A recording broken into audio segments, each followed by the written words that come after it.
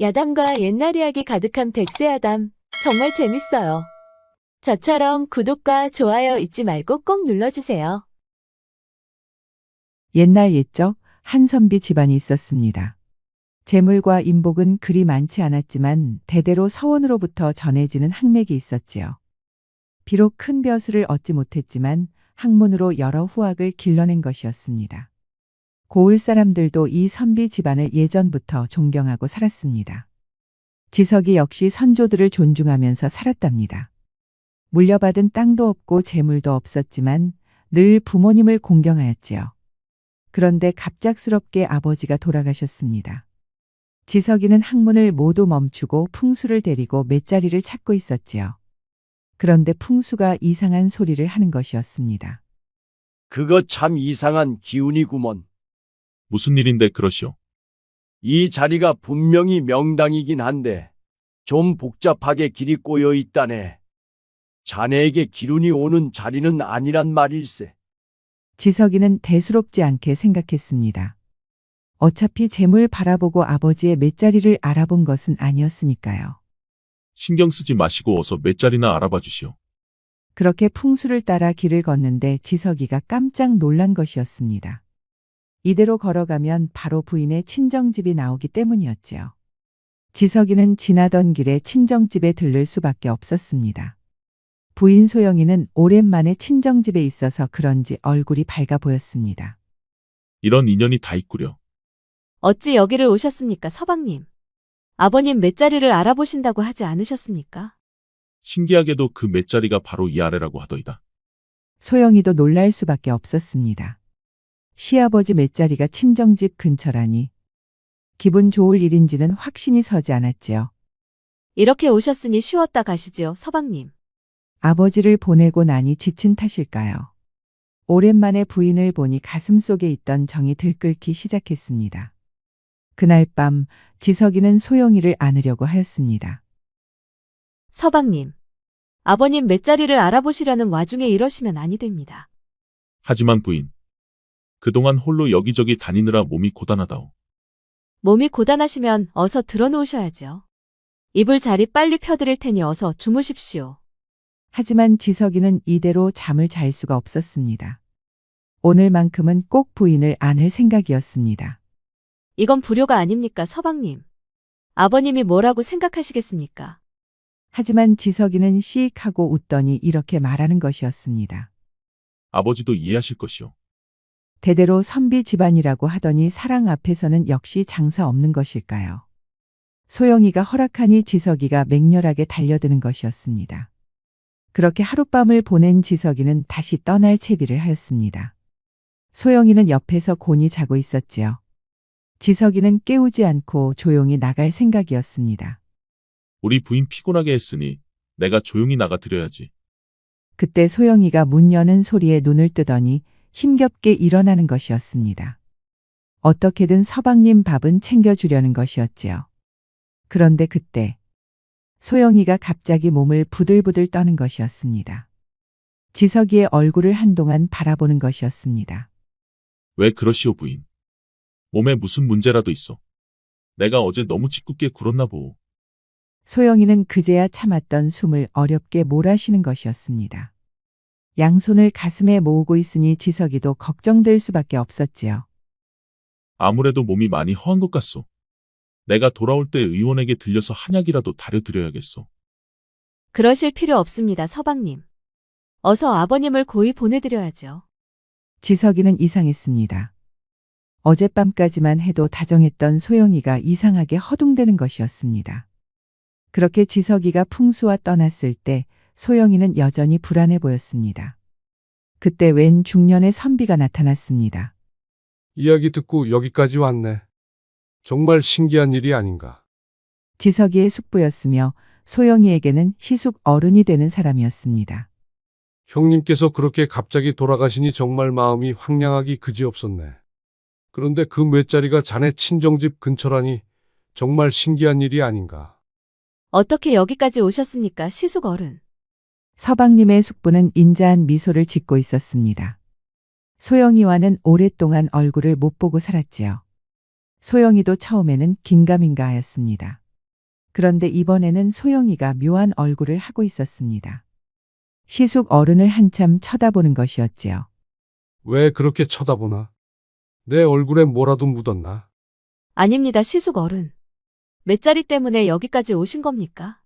그렇다네. 그리고 우리 조카도 보려고 오랜만에 찾아온 게지. 시숙 어른은 호탕하게 웃고 덕담을 나누더니 돌아갔습니다. 소영이는 시숙 어른이 떠나고 한참을 마루에 앉아 있었지요. 무엇을 그리 생각하는지 어머니가 불러도 모를 정도였습니다. 아니, 얘야. 뭘 그리 고심하고 있느냐? 아무것도 아닙니다, 어머니. 어머니는 소영이 옆에 바짝 붙었습니다. 왜 그러느냐? 무엇을 봤길래 그러느냐? 정말 아무것도 아닙니다, 어머니.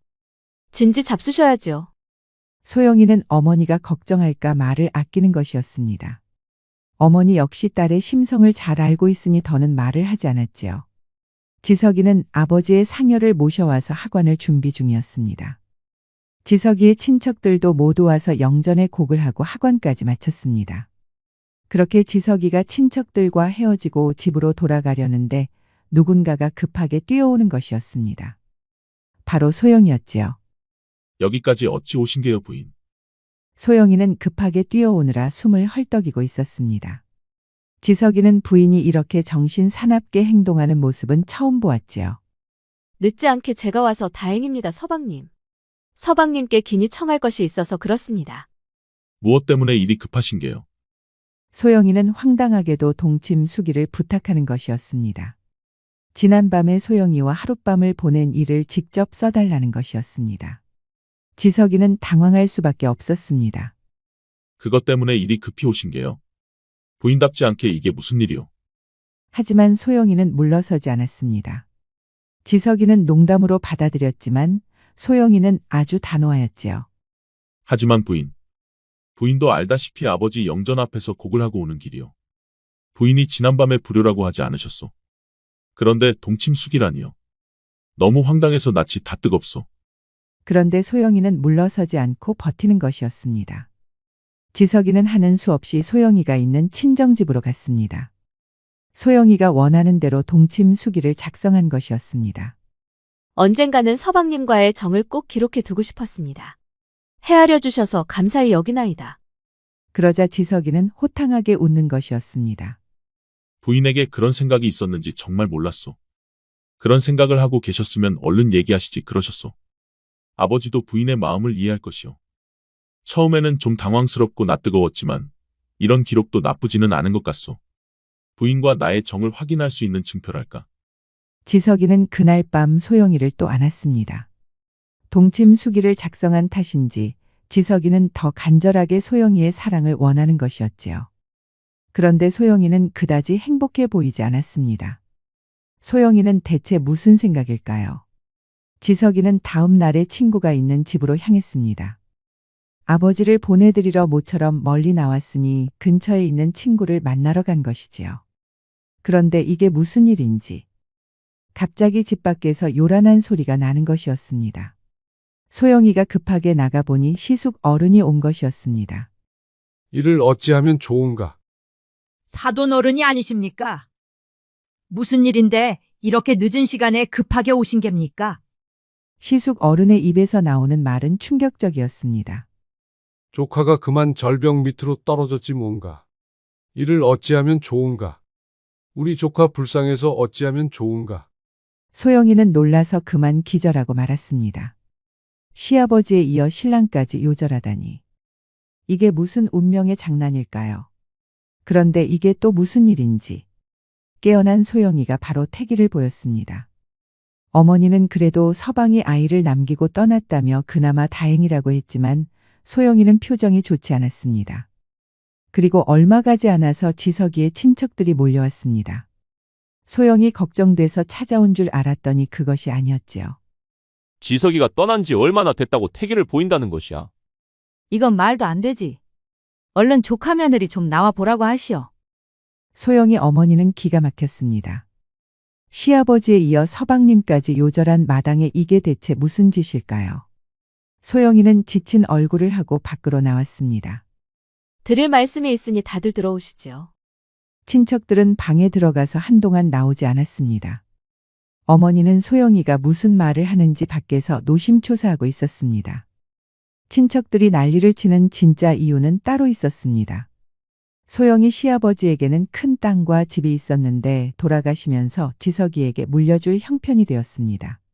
지석이마저 세상을 떠났으니 그 땅과 집을 친척들이 나눠 가지려고 하는 것이었지요. 그런데 지석이의 아들이 태어나면 상속 문제로 복잡해지는 것이었습니다. 아무리 돈이 좋다고 하지만 너무들 하는구먼 정말. 소영이 어머니는 혀를 끌끌 찼습니다. 얼마나 지났을까? 여전히 친척들이 방에서 나오지 않는 와중에 시숙 어른이 찾아왔습니다. 사돈 어른이 어쩐 일로 오셨습니까? 조카 며느리가 곤란한 일을 겪은 것 같아서 왔습니다. 시숙 어른은 말이 끝나기가 무섭게 문을 벌컥 열고 들어갔습니다. 안에서는 친척들이 지석이 아이를 믿을 수 없다고 따지고 있었지요. 그때 소영이가 뭔가를 꺼내는 것이었습니다. 시숙 어른께서도 오셨으니 이제 보여드리겠습니다. 소영이가 꺼낸 것은 바로 동침숙이었습니다. 지석이의 필체가 고스란히 담겨 있었지요. 하지만 친척들 입에서 좋은 소리가 나올 리가 없었습니다. 이것이 지석이 글씨라는 것을 어떻게 믿을 수 있단 말인가? 그때 시숙 어른이 나서는 것이었습니다. 이것이 무슨 소란이란 말이오. 조카 며느리 입장을 좀 생각해 보시오. 시아버지에 이어서 서방까지 세상을 떠나지 않았소. 아무리 상속도 중요하다고 하지만 조금 진정들 하시고 오늘은 일단 물러들 나시오. 하지만 친척들은 쉽게 물러설 마음이 없어 보였습니다. 그러자 시숙 어른이 동침수기를 직접 들여다보는 것이었습니다. 이것은 조카의 필체가 맞네. 조카와 내가 주고받은 편지가 여기 있지. 시숙 어른이 가지고 있던 편지를 꺼냈습니다. 진짜 지석이 필체와 일치하였습니다. 그러니 친척들이 모두 꿀먹은 벙어리가 됐습니다. 이제 다들 물러나시게. 조카 며느리까지 잡을 참인가? 결국 친척들은 시숙 어른의 불호령에 물러났습니다. 밖에서 듣고 있던 소영이 어머니는 눈물이 날 정도로 고마운 것이었습니다. 아이고 사돈 어른. 덕분에 우리 소영이가 살았습니다. 정말 너무들 합니다. 아무리 돈도 좋고 땅도 좋다고 하지만 이렇게 몰려와서 사람을 못 살게 굴다니. 그러자 시숙 어른이 한숨을 푹 쉬는 것이었습니다. 이것이 다 저희 과오입니다. 그동안 일하느라 바빠서 형님 집안을 들여다볼 여유도 없었습니다. 아시다시피 우리 집안은 대대로 선비 집안이지만 재물에 있어서는 많이 부끄럽지 않았습니까? 그래서 저라도 재물을 모으기 위해서 열심히 일했습니다. 상인들과 친해져 보기도 하고 처음으로 상단의 줄까지 대면서 출세도 노렸지요. 하지만 다 허사였습니다. 듣고 있던 소영이 어머니도 한숨을 푹 쉬었습니다. 그래도 우리 형님께서 남기신 돈과 땅이 있으니 우리 조카 며느리가 이어받으면 될 것입니다. 소영이 어머니는 친척들이 모두 돌아갔는데도 주변의 눈치를 봤습니다. 아무래도 사돈 어른의 돈을 물려받을 입장이니 조심스러울 수밖에 없었지요. 말씀하신 대로 되겠습니까? 오늘도 저렇게 인정하지 못하시는데. 염려하지 마십시오, 사돈어른. 제가 형님과 조카는 지키지 못해도 조카 며느리와 종손만은 꼭 내 손으로 지키겠습니다.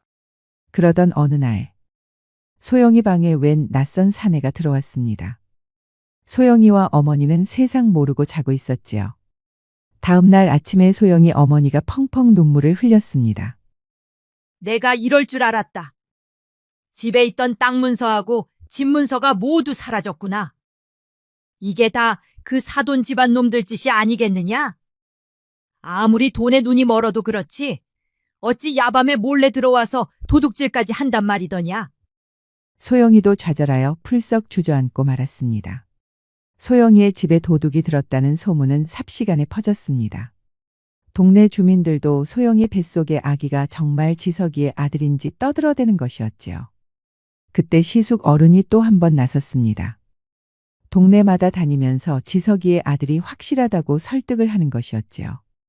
소영이 어머니는 또 한 번 감격하여 눈물이 흘렀습니다. 아이고 소영아. 사돈 어른이라도 계셨으니 다행이지. 지금 동네마다 다니시면서 진실을 얘기해 주시는구나. 그런데도 소영이는 말없이 슬픈 표정만 하고 있었습니다. 아이고, 그래. 사돈 어른이 저렇게 하신다고 뭔 소용이 있겠느냐. 땅 문서하고 집 문서까지 다 빼앗겼으니 이제는 이를 어찌해야 할꼬. 그렇게 소영이는 천신만고 끝에 아이를 낳았습니다. 아주 떡두꺼비와 같은 아들이었지요. 소영이는 감격하여 아이를 안고 눈물을 흘렸습니다. 하지만 어머니는 여전히 걱정이 많았습니다. 아이를 무사히 낳아서 다행이다만 사돈 집안 놈들이 또 무슨 해코지를 할지 걱정이구나. 걱정하지 마셔요, 어머니. 땅 문서와 집 문서까지 가져갔으니 이제는 아무런 짓도 하지 않을 겁니다. 이 아이가 상속을 주장할 수 있지 않느냐? 우리 손주가 크면 분명히 문제가 된다는 것을 알고 있을 것이야. 그러니 늘 조심해야 한다. 소영이는 아이를 낳고 몸조리를 하고 있었습니다. 어머니가 동네 사람들에게 추천을 받아서 약재를 다려서 가져오고 있었지요.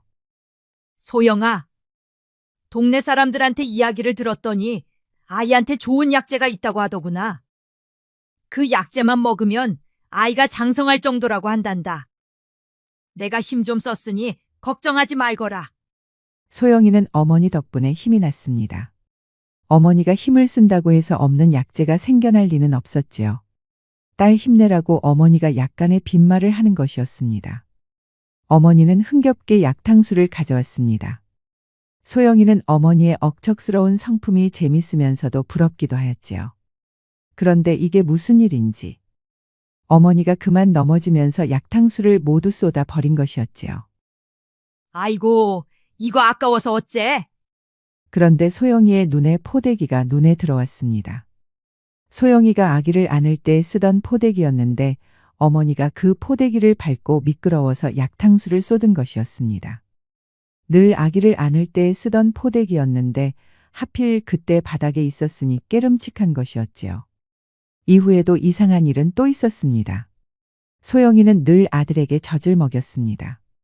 기력이 떨어진 날에 동네 유모에게 부탁을 하였지요. 이 고을에 온 지 한 달 정도 된 유모란다. 들어보니까 아주 성실한 처자라고 하니까 염려하지 말거라. 그런데 온다던 유모가 통 오지 않는 것이었습니다. 지쳐있던 소영이는 어쩔 수 없이 스스로 젖을 먹이려고 하였지요. 그때 못 보던 처자가 갑자기 급하게 온 것이었습니다.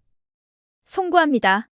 여기 오기로 한 유모는 사정이 있어서 제가 대신 왔습니다. 어머니는 어이가 없었습니다. 그게 무슨 말인가? 그 유모가 믿음직스러워서 부른 것인데 통 알지도 못하는 사람이 대신 오다니. 대체 무슨 사정이 있길래 그러나? 그러자 대신 도착한 유모는 힘겹게 입을 열었습니다. 실은 그 유모가 그간 도둑질을 한 사실이 밝혀졌지 뭡니까? 그동안 사람 좋은 얼굴로 모두를 감쪽같이 속인 겁니다. 정말 송구합니다. 유모는 재차 고개를 숙이면서 사과하는 것이었습니다. 소영이도 그렇고 어머니도 어리둥절하였지요. 유모가 돌아간 뒤에 어머니가 한숨을 푹 쉬었습니다. 그 도둑질한 처자가 왔으면 큰일 날 뻔했구나. 소영이는 절로 웃음이 나왔습니다. 어머니도 참. 우리 집에 가져갈 게 뭐가 있다고 그러세요. 그게 아니라 그런 처자가 우리 손주에게 젖을 먹인다고 생각해보거라. 생각만 해도 끔찍하구나. 소영이도 갑자기 소름이 끼친 것이었습니다.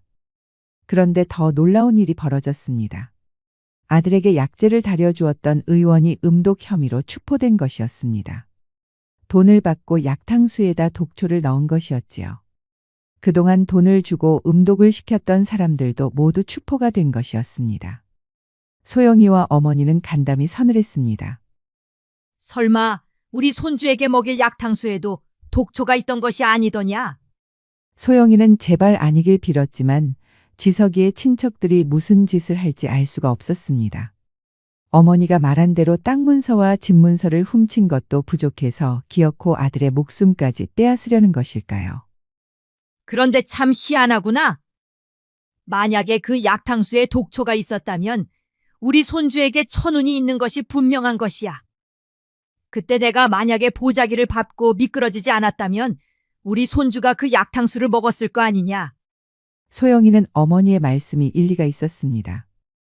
돌이켜보면 대신 젖먹이를 하려고 했던 유모도 신기한 일이었습니다. 만약에 그 유모가 잡히지 않고 아들에게 젖을 먹이려고 했다면 과연 무슨 일이 있었을까요? 소영이는 날이 밝은 대로 그 유모를 수소문했습니다. 그리고는 깜짝 놀라고 말았습니다. 관가에 끌려간 그 유모가 여러 사람들을 음독한 죄로 참수를 당한 것이었습니다. 소영이는 소름이 끼쳤지만 소식을 들은 어머니는 오히려 얼굴에 화색이 도는 것이었지요. 아이고, 그것 좀 봐라. 우리 손주에게 천운이 있는 것이 분명하구나. 우리 천지신명께서 보호해 주시는 것이야. 그러던 어느 날, 소영이가 어머니와 함께 냇가에서 빨래를 하는 날이었습니다. 아들은 어머니와 돌아가면서 돌보고 있었지요. 그러다 어머니가 소피가 마려워서 잠시 자리를 비운 사이에 아들이 감쪽같이 사라진 것이었습니다. 어머니는 가슴이 철렁 내려앉았습니다. 소영이는 그런 것도 모르고 열심히 빨래를 하고 있었지요. 어머니는 불이 나게 주변을 뛰어다녔지만 보이지 않았습니다. 아이고, 얘야. 우리 손주가 사라졌구나. 소영이는 기겁했습니다. 새근새근 잠을 자고 있던 아들이 갑자기 사라지다니. 이게 대체 무슨 일일까요? 소영이와 어머니가 그렇게 동분서주하고 있을 때 어두운 그림자의 사내가 아기를 안고 어디론가 급하게 가는 것이었습니다. 그리고는 소영이의 아들을 냇가에 버리는 것이었지요. 아이는 가엾게도 흐르는 냇물을 타고 소영이로부터 벗어나고 있었습니다. 소영이는 아기가 냇물에 있는 것도 모르고 어쩔 줄 모르고 있었지요. 아기도 본인의 처지를 모른 채 새근새근 잠을 자고 있었습니다. 그런데 이게 무슨 일인지. 그렇게 계속 냇물을 타고 위험해질 것만 같았던 아기 앞에 두레박이 보이는 것이었습니다. 유속은 빨랐지만 쓰러진 나무들에 걸리면서 천천히 내려가고 있었지요. 그러니 아기도 세상 모르고 잠을 자는 것이었습니다. 그리고 두레박 앞에 딱 하고 걸린 것이었습니다.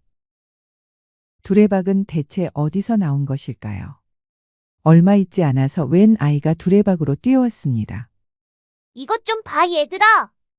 여기 웬 갓난아기가 있잖아. 알고 보니 아이들이 그동안 냇물에 엽전을 던지고 두레박으로 건지는 놀이를 하고 있었습니다. 서로 내기를 하다가 그런 놀이를 생각한 것이지요. 아이들은 어른들에게 들킬까 몰래 이런 놀이를 하고 있었습니다.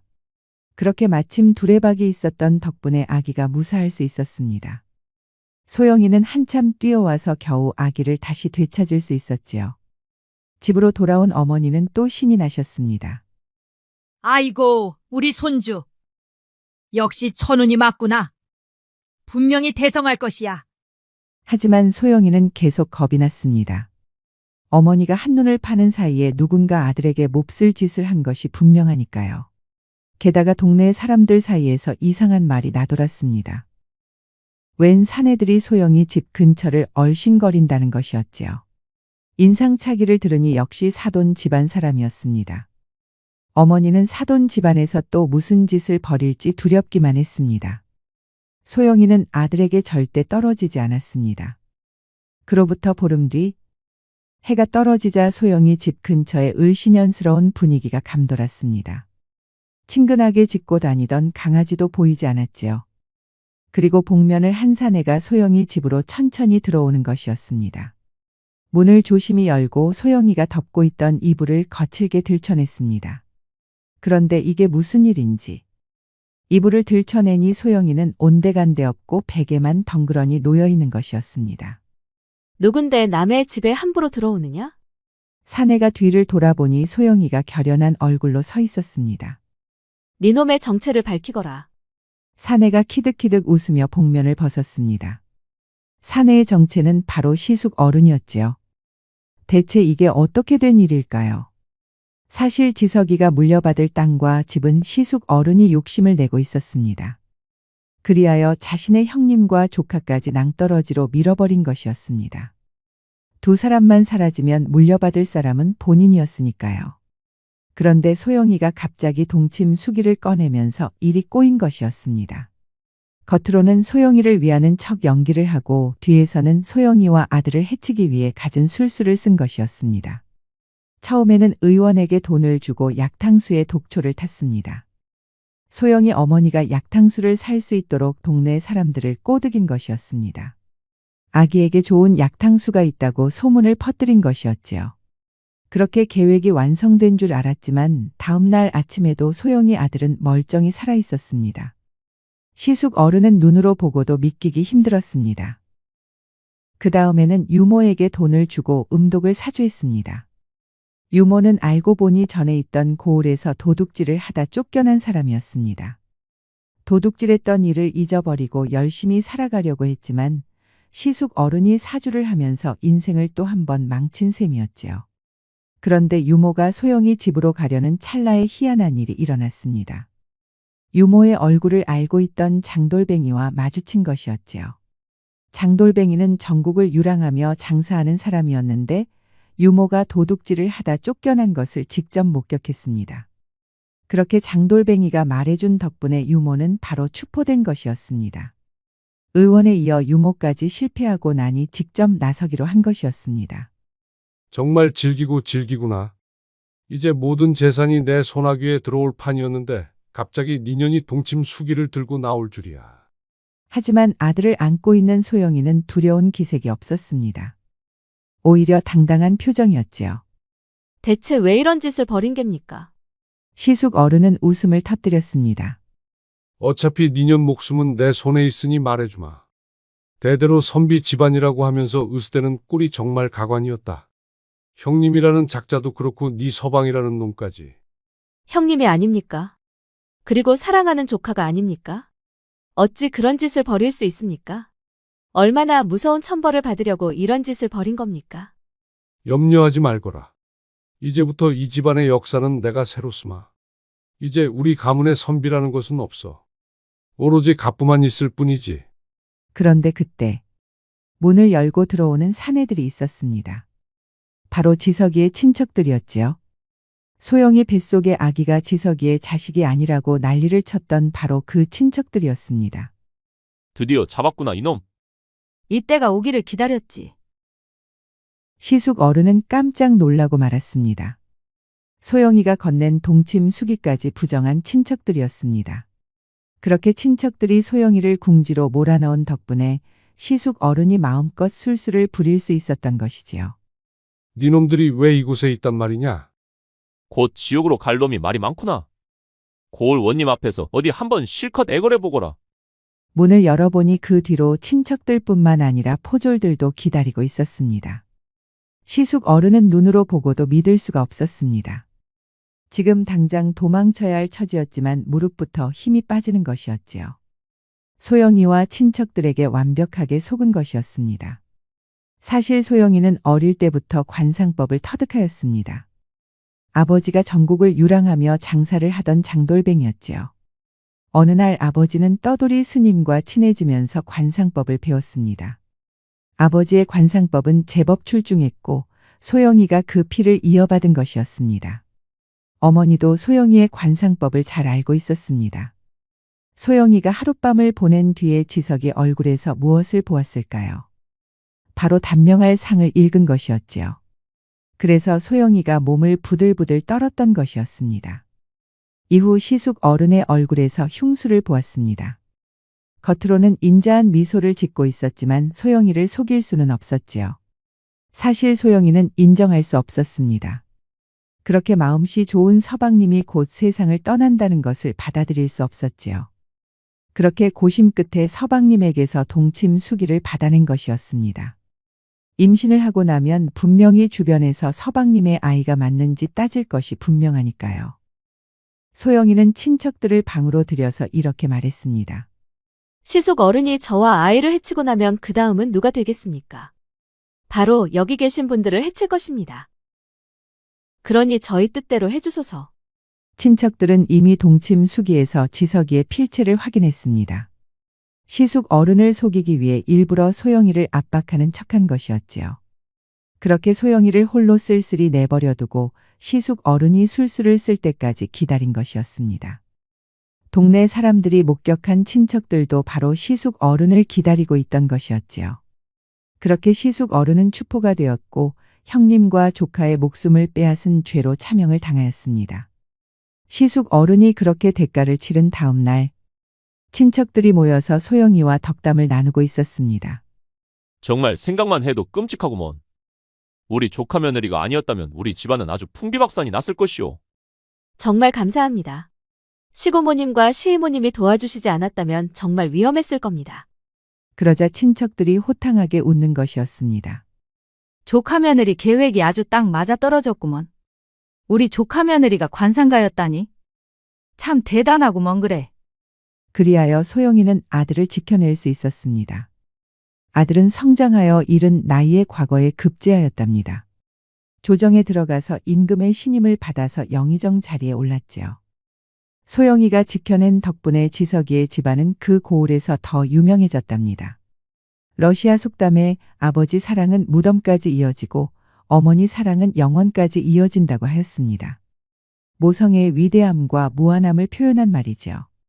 소영이의 사랑이 죽음과 시공간을 초월한 이야기였습니다. 지금까지 백세야담을 시청해 주셔서 감사합니다. 백세야담 많이 사랑해 주세요. 구독과 좋아요, 알림 설정도 잊지 마시고 꼭 눌러주세요. 애정이 담긴 댓글도 많이 부탁드립니다. 야담과 옛날 이야기 가득한 백세야담 어떠셨나요? 앞으로도 재밌고 감동적인 이야기가 가득하니 많이 기대해주세요. 기대해주세요. 기대해주세요.